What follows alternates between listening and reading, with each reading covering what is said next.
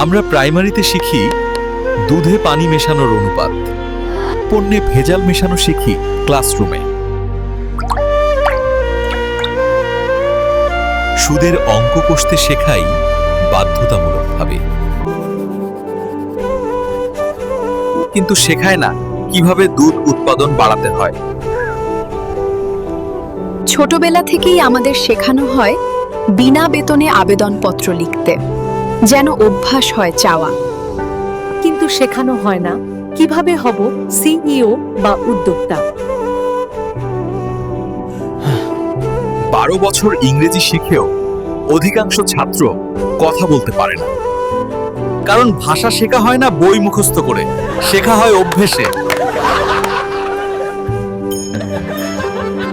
British Council takes crores of taka but doesn't pay tax.